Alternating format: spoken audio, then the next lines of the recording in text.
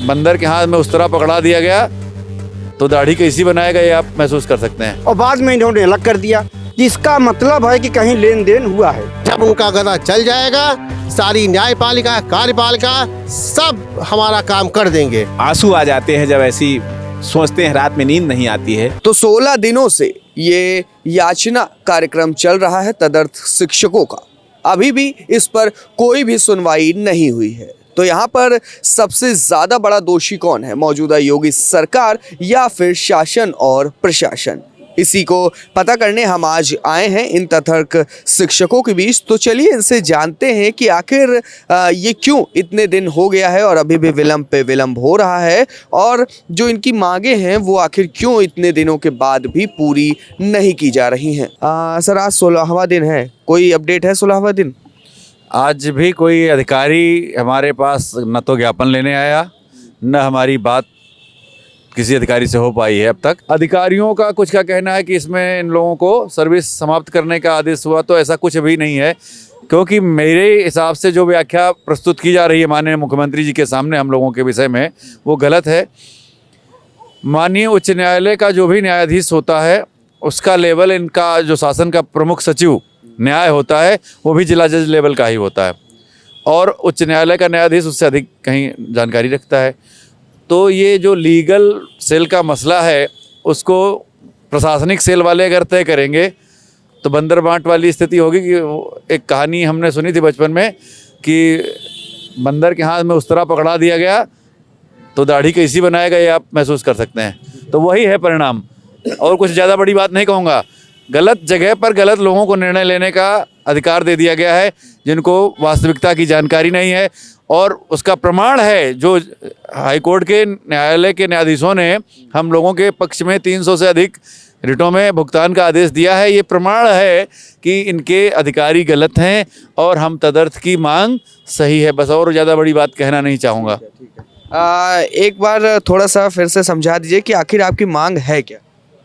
हम लोगों की मांग वेतन के लिए है और सेवा सुरक्षा के लिए है।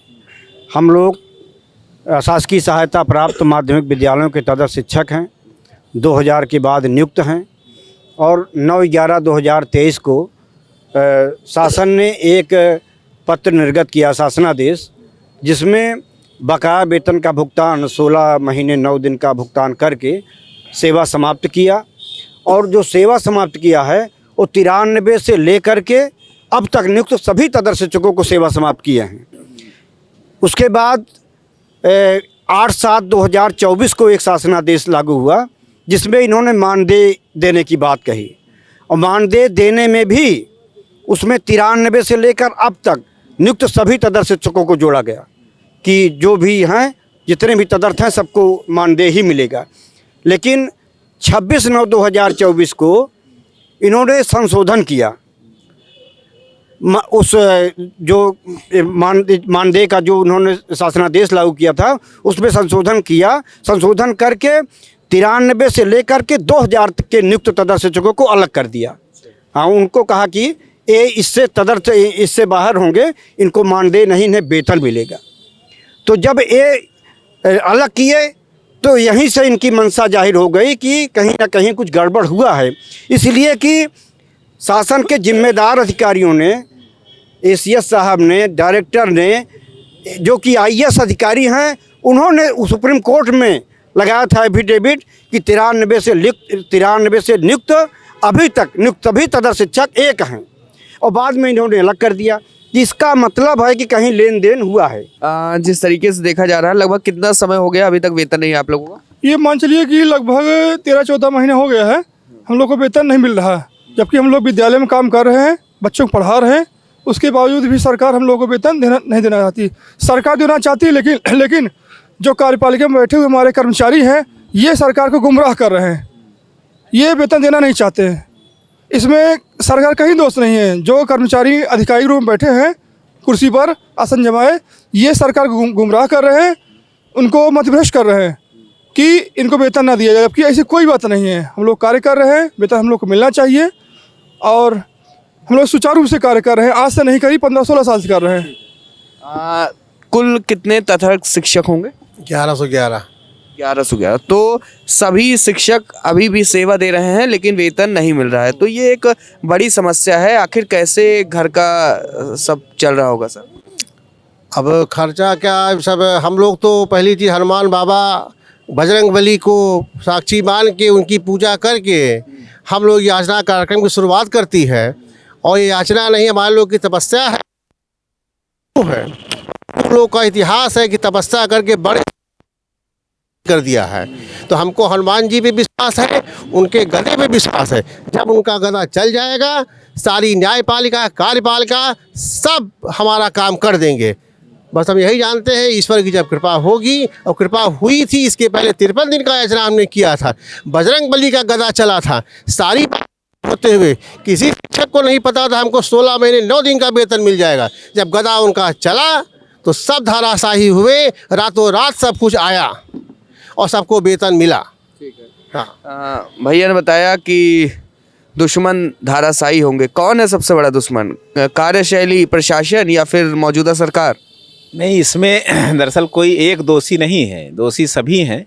और सभी खास तौर से जो हमारे अधिकारियों ने, और ख़ास तौर से कहा जाए तो बाबा जी को जो गुमराह कर रहे हैं, उनको जो 8300 का बार बार प्रकरण ला करके खड़ा कर रहे हैं कि 8300 में सुप्रीम कोर्ट ने जो है वेतन बंद करने और तदर्थ अध्यापकों को बाहर करने का आदेश दिया है। बल्कि उसमें बाहर करने का आदेश नहीं दिया है, बल्कि उसमें कहा कि तदर्थवाद ख़त्म होना चाहिए। तदर्थवाद ख़त्म होने का मतलब है कि इन सबकी सेवा को बहाल करके और इनको सुरक्षित कर दिया जाए और तदर्थवाद जिससे समाप्त हो जाए। लेकिन ये अधिकारियों ने न जाने क्या है हम लोगों के प्रति, क्या उनका रुझान है, क्या चाहते थे वो हम लोगों से, जो हम लोग उनकी सेवा नहीं कर पाए हैं, ना हम नहीं समझ पाए, उनकी बातों को नहीं समझ पाया। आखिर कारण क्या था कि हम लोगों को आज इस तरह से ला करके खड़ा कर दिया है कि 14 महीने हो गए, वेतन हम लोगों को नहीं मिला। स्थितियाँ हैं कि अभी किसी का जो है 10 दिन का वेतन विलम्ब हो जाता है तो दूध वाला उसका पैसा नहीं पाता है। हम लोगों के बच्चे 13 महीने से मतलब विद्यालय की फ़ीस नहीं जा रही है। बूढ़े माँ बाप हैं, उनकी दवा नहीं खरीदी जा रही है। बेटियां तैयार हो गई, हम लोगों की 45-46 साल उम्र है, हमारे लोगों की बेटियां जो है शादी योग्य हो गई हैं। तो आंसू आ जाते हैं जब ऐसी सोचते हैं, रात में नींद नहीं आती है। लेकिन ये अधिकारियों ने बाबा से बता दिया है, यही बता दिया है कि जो है ये लोग मतलब गलत रास्ते से आ गए हैं। जबकि वही रास्ता अभी आप लोग देख रहे हैं, कई दिन से चीज़ सुन भी रहे हैं कि जो रास्ता हम लोगों को गलत बताया जाता है, वही रास्ते से 93 से 2000 और 2000 के बाद के बीच के लोगों को निकाल करके उनका विनिमतीकरण की तैयारी हो गई है। वेतन दे रहे हैं, तैयारी हो गई विनिमतीकरण की, और हम लोगों को किनारे कर दिए हैं। तो यही हमको कहना है कि किसी तरह हमारी बात जो है इन अधिकारियों तक और आज मुख्यमंत्री योगी आदित्यनाथ जी तक पहुँचे, और जिससे हम लोगों का वेतन निकल जाए, हम लोगों की सेवा सुरक्षा हो जाए। और इस उम्र में मान लीजिए कि हमारी तो 2010 की नौकरी है, बहुत लोगों की 20 साल 25 साल की नौकरी हो गई है, 2001 की है, सेवानिवृत्त होने वाले हैं, उनकी क्या दशा है।